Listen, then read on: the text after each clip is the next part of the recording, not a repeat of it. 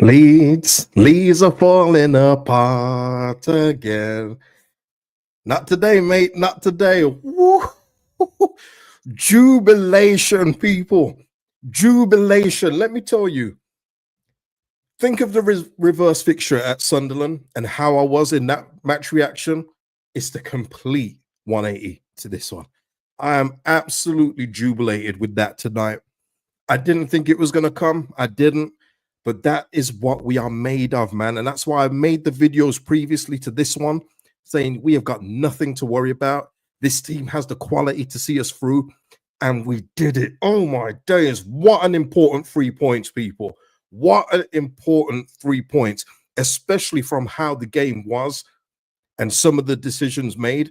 But boy, hey, the substitutions worked in the end, didn't they? Hey, hey, Rothwell was the difference, man. Oh, my Lord. I'm great, man. I'm absolutely great. Couldn't be better. I'm absolutely buzzing. And for me, it's not done and dusted. Of course, it's not. There's a long way to go. But that was a real statement tonight. A real statement with everything, with how the game went. And we're going to speak about that. But boy, I'm in ecstasy. I'm not going to lie. I am in ecstasy right now. That dog in them. Yeah. And I was wondering where the dog was up until late in the second half. And the dog arrived. In fact, the Wolves arrived. You know what I'm saying? It was absolutely brilliant, man. Oh my Lord. Oh man, let me get the super chat. Because listen, Charles, you went early, man.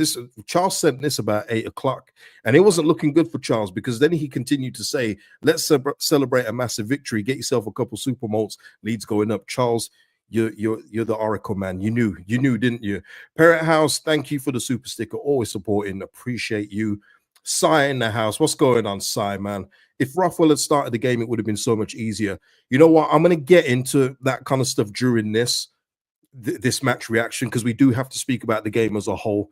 But boy, the bigger picture is that is an absolute important 3 points against one of our promotion rivals, because up until we were winning, we had only beaten Sheffield United. We didn't get to beat Burnley. It was looking like we weren't going to beat Sunderland.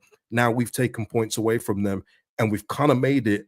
We're going to cut ourselves away from this. All right. Yeah. Vega, Goldberg style. Blades, you're next. Yeah. Michael, I'm disappointed you haven't announced promotion yet. Not yet, Michael. We're in a good spot, though, Michael. We're in a great spot. And this team so far, even with some of the performance tonight, where it wasn't really until the 70th minute we had a real decent shot on target, they look what they did towards the end, people. And that is squad depth. Okay, that is squad depth. That is how you do it, man. If things aren't working, you've got game changers on the bench, and they did that today.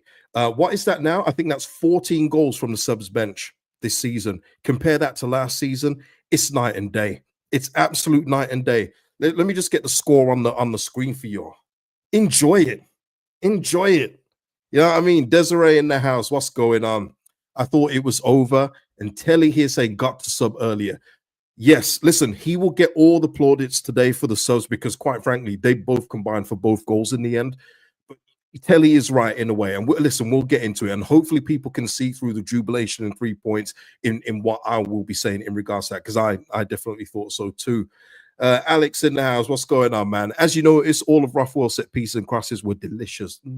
Delicate. Very beautiful. Bellissimo.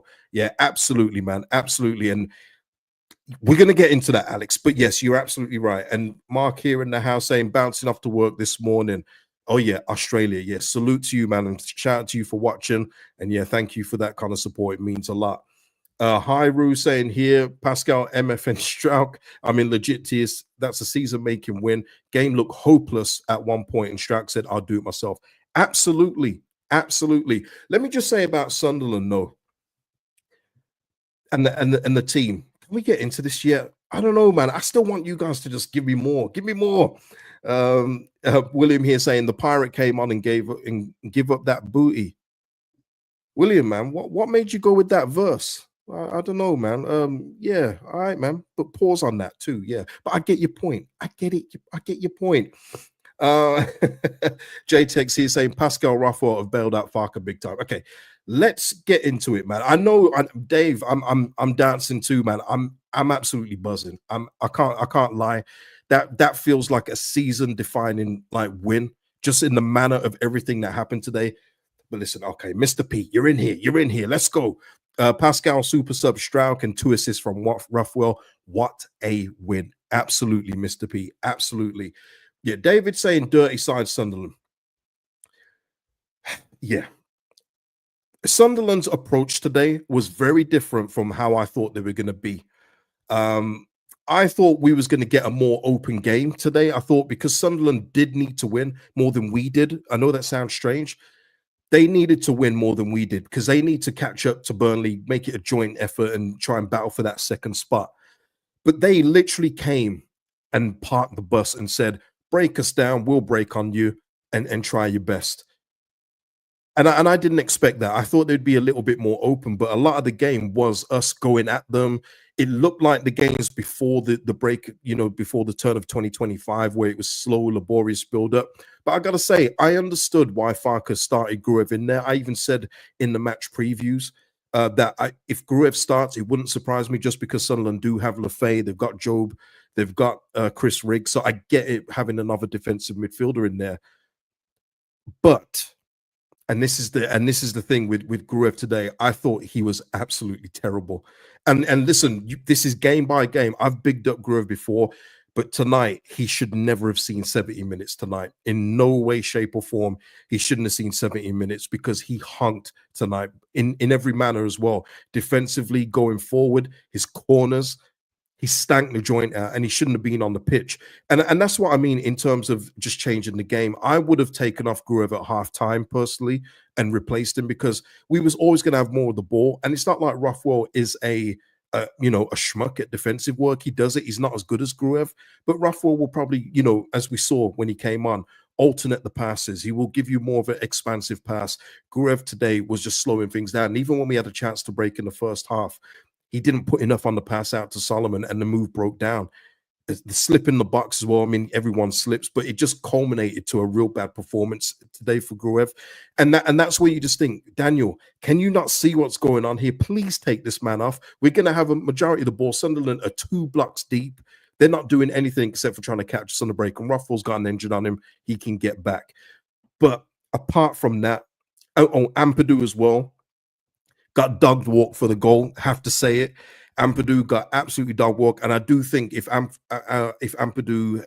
Isidore hadn't scored, I think there may have been a case for a penalty as well because Ampadu just was not letting him go, and he couldn't get near him. Isidore, decent finish, good finish on the counter, but Ampadu again, it just shows you in terms of him going forward and Strout being at the back. This is why I've said our midfield going forward has to be Ampadu and Gruev. Ampadu and Tanaka. And even Tanaka today, we'll speak about him as well. But Ampadu today, it just shows you he does well for us at centre-back. This is not taking anything away, but it just shows you when it comes to that kind of striker that we may run into in the remainder of the season, he will have a problem or two because he's a defensive midfielder first. He said so himself at the start of the year. His defensive partner, Joe Rodham, said at the start of the year, Amps is a good partner at centre-back, but we need him in defensive midfield, and I couldn't agree more. But so we was on the back foot from that, and I just felt we needed changes. We needed something because we weren't doing anything. The play was slow. Solomon didn't have a great game today. Tanaka as well. I think Tanaka as well in general. And I know this sounds really like specific, but he took a real poor yellow card against Dan Neal. Like it wasn't even against, one of the better ballers of the team. It wasn't like an explosive breakaway. It was a cheap yellow card. You know what I mean? It just kind of like summed up his game a bit. But as you saw, Farke in the end did, eventually get him off. But I was going to say when it was 1-1, if we had made subs earlier, I feel we would have won. But just from the way that the game was going, as soon as we equalized, I felt there was only going to be one winner. But thankfully, we persevered. Last minute, absolute jubilation, and we've got the win. Thankfully, it didn't cost us not making the moves earlier. But Bogle today as well. Bogle did a challenge that I would have done, by the way, and I'm no professional. He got mugged. Lefay had him a couple times today, but that's what Enzo can do to you. And Bogle just like chopped up Joby and he said, "Nah, I ain't having it. I'm taking someone out. That's me. That's a good old reducer that I would do." You know what I mean? And listen, fair play to Bogle as well, because it was a yellow in late in the first half. I thought, oh man, you put yourself on edge, but he handled it very well. In fact, Bogle's one of our better players going forward in the second half. Absolutely brilliant from Jaden yet again. I thought Roden was a rock back there as well. Melier as well did what he had to do well. Overall, just so happy with the result that a lot of things were good. Even with our consistent performers, James Solomon, Peru, it wasn't great for them today overall, but it didn't matter because other people stepped up, and that's what it takes, people. That is what it takes. Isaac in the house saying here, Ruffwell sent the fade to the store with that last cross. Listen, man, and you saw what Enzo could do today. He was decent, but with the way Sunderland set up, it was defense first for that team. And if we can hit them on the break, hit them on the break. That's what they did. They've got a couple of players, by the way. They've got a couple of players where they are just so championship. That Luke 09, I've seen him so many times, and he just epitomizes championship football. But I also say he's one of those players that when you're in the championship and you don't have parachute payments, maybe you go and get him because he's an absolute terror to play against. He's got all the dark arts sorted, but he's like one of those players that you sign that where you want him on your team if you run out of parachute payments and you can't get much better. But he's just an absolute. Oh, he's one of those, and he's a see you next Tuesday, and he's one of those. But yeah, we handled that and every other thing as well. Who's that other one as well on the other side? I'm trying to guess here. I've got the sheet right here, people. Trey Hume. He was another one that was putting in some tackles as well. But that's what they're supposed to do. They're supposed to make it uneasy. They're supposed to make it uncomfortable. And I do feel for large parts of the game, Sunderland did that. But the quality in the end shone through. And that's the most important thing. The quality overpowered everything that Sunderland threw at us today. I'm absolutely brilliant. I'm just delighted with the result tonight, honestly. PB saying here, greetings from Jakarta early morning, about Nanto from hero to zero or what? I mean, okay, man, great. But I appreciate you tuning in from Jakarta. Brilliant stuff. Enzo Lohud, oh, that's harsh. That's harsh. FB White saying here, Sunderland played well, but not well enough. Yeah, listen, their game plan was pretty obvious, wasn't it, from the get-go, that they were looking to hit us on the counter. But yeah, we were slow. I mean, Dan James had one shot on target it was a daisy cutter in the end, and then Peru in the 70th minute. But then from a certain point in the second half, we just turned on the gas, and suddenly we're having a hard time containing us. They made changes as well. Got to say, Reggie Labrie made some very questionable changes that, if I'm a Sunderland fan, I'm looking at him a bit funny, because I got to say, there's no way that Paveda should be seeing the pitch in this kind of game. He shouldn't be. You can't bring him on the pitch for this. He's not a good player. I know a lot of you thought he was going to be the next Pablo Hernandez, which was hilarious within itself. But yeah, he shouldn't be brought on in this kind of game. And if I was a fan of Sunderland, I'd be thinking, why bring him on? What's going on here? Now everyone's cooking Enzo. This is absolutely outrageous. Andy, yeah. It was who was it that teabag Melier? That was him. That was 09. That's him. He's just an absolute, dog to play against, man. Benny here saying Pascal made a huge difference. This is why I'm saying, I know a lot of people think that we've got to keep the same team because they've been so successful, but it's about making those right changes when you're on top. And I think tonight is a good indicator why we need Pascal and Roden back together. Not just because of Pascal's goals, even though you could see up until Pascal came on, by the way, we were poor in the set pieces, not only from the deliveries from Gurev, which were absolutely appalling tonight. They were just either floating over into the goalkeeper's hands, or they were just hitting the first man. But the ones that did eventually get into the space of the penalty area, no one was attacking them. Every time we got a corner, it was like, okay, are we going to do anything from this? And we didn't until Pascal. He's literally our most dangerous threat from set pieces. 2 goals from Pascal, man. What is going on? But that's what I'm saying here. Get Strout back in. If he's fit enough to start games, get him back in for the Sheffield United game. Get him in next to Roden and get that partnership back together. Move Ampadu back into midfield. That's what it would be for me. 09 was asking for a red card all match. He plays like that in every game. Listen, Sunderland fans may watch this and disagree, but every game I've seen him play, he plays like that. little dog, and you know he's like let off the leash, and you need to get him back on before he like gets himself killed or something. But yeah, yeah. Mr. P saying corners were woeful all games. Absolutely, man. Carl here saying that will be a miserable bus ride back up to Sunderland tonight, taking no points. Hume with them to taking no points. Hume with them tonight. Sorry, Carl, I missed the pun. My bad. Listen. There you go, man. There you go. Lewis here saying incel Rothwell delivery. Yeah, listen, giving Rothwell his props for today. That's the kind of role he's got to play. Because even for me, and I'll say this now, against Sheffield United, I don't think he's going to start. Maybe he does. Maybe he does get in. But I think he's going to go with Ampadu and Tanaka. And I think that is probably the right and our most dangerous combo. He did his job tonight, though, Rothwell. He come off the bench and made a big impact. Big impact today. It wasn't working for James Solomon today. It wasn't their night tonight. They've given us so many other nights. Can't disrespect them, man. I'm not saying that you can't criticize them for tonight's performance, but it wasn't going for him. So you know what? You bring on players that can make the difference. And Rothwell did that today. Absolutely. Robert here saying someone blaming the first on our goalkeeper. No, not for me. It was a decent strike, hit that post, went into the other side of the corner. I don't think there's any blame. I think it's just more on Ampadu just not being a natural centre back and getting on the wrong side of Isidore and just getting dog walk. I don't think you can really put that on the goalkeeper for me. Listen, if you think there's a better goalkeeper that could have saved it, maybe, but yeah, not for me in that one. Not for me. Why did Farke get a yellow? He got a yellow for celebrating on the pitch, I believe. Shrew. Maybe someone else can clarify for that for me, but I think it was. I saw the replay. He was celebrating with our players and got on the pitch, and I think the referee got him a yellow for that. But that's the game today, isn't it, man? Look what it means. Look what it means, and you're getting a yellow card for things like that. We already got people talking about the celebration police. They're just trying to just get all the passion out of this game, man. The game's already gone, but they're trying to make it just go even further, man. It's crazy, yeah. John saying here, he ran on the pitch, yeah, absolutely, yeah. Mike, you're saying Ampadu got spun like a top. He did. Very poor defending, a great finish here. That's what I would say. Yeah. Okay. Yeah. So Drew here. Yeah. So basically, yeah, it is because he celebrated on the pitch, and I think that means, by the way, I think someone else correct me if this is wrong. I think Farke's going to be missing for the next game against Sheffield United. I think he's going to have a touchline ban. I think that's his third or second, whichever one. Yeah, so I think he's going to be missing, not missing as such. I think he'll still be in the stadium, but he won't be on the touchline.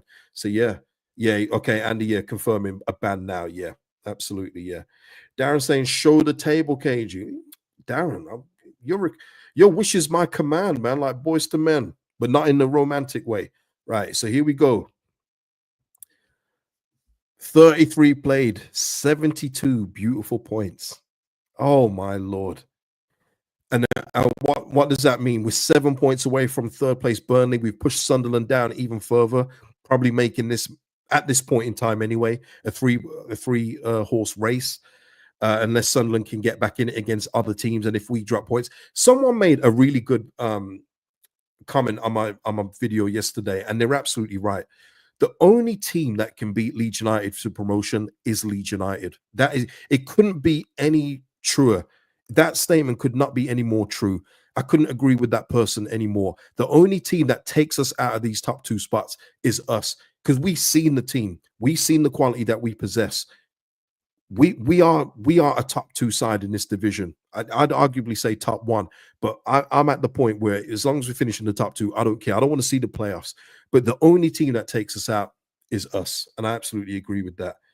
Mark is saying Farke got away with that one there. Rothwell at home should have started. Yeah, again, Mark, I agree, but I also say and understand why he started Gruev, because he probably figured that Sunderland were going to be a little bit more adventurous. I certainly did, but that's where you go when you watch the game and you see the patterns and go, all right, they're not doing anything. They're going to sit deep. They're going to expect to break on us.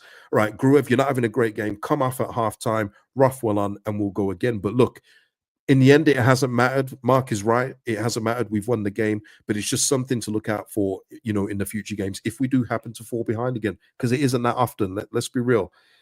Mike here saying here 7 points away from the playoff spot. You love to see it. I'm in love with it. I'm in love with it, Mike. Give me more.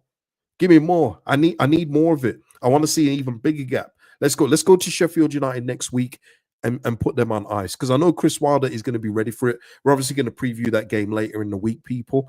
But Chris Wilder has already wrapped up Gus Harmer from the last game against Luton, like he did in the previous one, where he was on the risk of a ban for the Leeds game. He was kind of injured in the last one, so he took no chances. He's going to have all his things prepared for the next game, so we're going to have to be ready for that, especially at Bramall Lane. It's going to be tough, but listen, we've got 3 points today, so even a loss next week, and I don't like talking like this. I want to win next week, and we are more than good enough to win there. But even a loss doesn't hurt us too much now with these 3 important points against Sunderland. Yeah, Darren here saying, look at Burnley with a stupid number of draws. Yeah, listen, they're trying to like nil their way to promotion. And look, all it will take is a couple of bad results from the 2 above. But I go with, this isn't like a run of form now. This is a pattern. You know, both teams, Sheffield United and Leeds, this is a pattern. And we've both seen that we are not really going to go on a bad run of games. Of course, it can happen. Things can happen for the first time, especially for this football club. We know we've got that Leedsy gene. But I go with the quality of the team we have versus the rest of the league. And what we didn't do last year, we didn't beat the teams that we should have beaten, but we beat Ipswich and Leicester. Well, we've beaten Sheffield United. We didn't take care of Burnley. We've beaten Sunderland today, and they didn't beat us at their ground. We've got to now go to Sheffield United and stop them from getting 3 points against us, and then take care of the rest of the league, and we're home and dry, people. Simple as that. Simple as that. Mr. P saying here, if you get a chance, watch Bogle's celebration on Pascal's second goal. I will go back and watch that, of course, 100%. Let me just check here. Let me just make sure I haven't missed anything. Yep. Okay. No, not missed nothing there. Let me just see. Is there anything else from today's game? Anything else anyone wants to highlight while we're here? Because, of course, we're going to come back with more streams, of course. But, yeah. Oh, my Lord. Jubilation. Jubilation, people. Yeah, Darren here saying Wilder going to park the bus too. Could be. And you know what, Darren? I would probably just go on the basis. I'll go on the basis now that, especially with the way Sunderland approached the game today, let's just assume that every team is going to park the bus against this football team. Because Sunderland don't usually play like that. They usually play a better brand of football. But obviously, we are the big dogs of the league. And this is where opposition fans hate hearing Leeds United fans talk. But we are. We're the big dogs of the league. We're the best team. I would go with that as well, thinking that maybe Sheffield United are going to do the kind of same. I don't know if we're going to get the same amount of possession, but I don't expect them to be expansive when they know we can hurt them.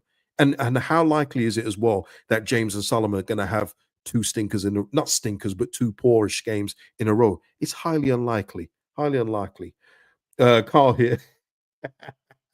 What a pass from Ramazani out to Rothwell for that last goal. Yeah, Ramazani's got to just claim that. He's got to say, yeah, man, that's what I meant to do, man. Outside of the boot out to Rothwell, I'd be claiming it because I'm shameless like that. I'd say, yeah, I saw the vision. I saw Rothwell. He's in a good spot. I thought I'd just deliver it to him out there. Yeah, he absolutely scuffed that one, didn't it? He scuffed it. What's up? What we saying here? I was on the train to work when the second goal went in. I think I made quite the racket. Yeah, listen. Whew. It's late here now. You know what I mean? Neighbors probably heard me shout. You know, it is what it is. They heard me shout in the reverse fixture with a few choice words that I cannot repeat on YouTube for the sake of my channel. But yeah, it was jubilation tonight. Absolutely. Pop's asking here, did you think it was a Tanaka pen? Well, I don't recall that one. There was a couple of shouts tonight. There was one where Sirkin handballed it. I don't think so. Yes, I do remember now, Pops, where he was pulled down.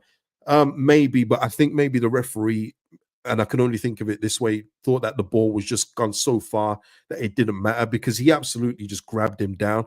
I guess if the ball was a little bit more in play, maybe he would have got it. Who knows? But yeah, absolutely, he just held on to him and had no intention of playing the ball. Absolutely. Yeah. Got you for that one. Andy, I woke the little one and set off the dog. You better get them back to sleep, man, before you get in trouble. You know what I mean? John saying he was definitely handball. Okay, fair enough. Richard saying here, so happy taking the day off tomorrow. I hope your employers aren't watching this one, Richard, but enjoy your day off, man. Michael is saying Bogle, he nutmegged Lefay. He did. He got him back, yes. And settled him somewhat. Yeah. Listen, Guys, just a great night today. Great night tonight. A precious 3 points when you look at the table. And we will be back with another stream. I want you to enjoy this because it might not have ended like this. Not going to lie to you. It was looking like we may have had to settle for a draw, even though a win was definitely within reach. But these boys pulled it out. Pascal, you big sexy man. You big sexy man. Let's go, baby. And guys, we're gonna end it there. Please, though, if you haven't liked the video, I can already see some no yeets for the not likes. They must be haters, bunch of haters. But a lot of you have liked the video, and please do so. It really does help out the channel. Guys, I'll see you in the next video. Top 7 points clear of third. Drink it in, man. Peace out. Enjoy the rest of your night.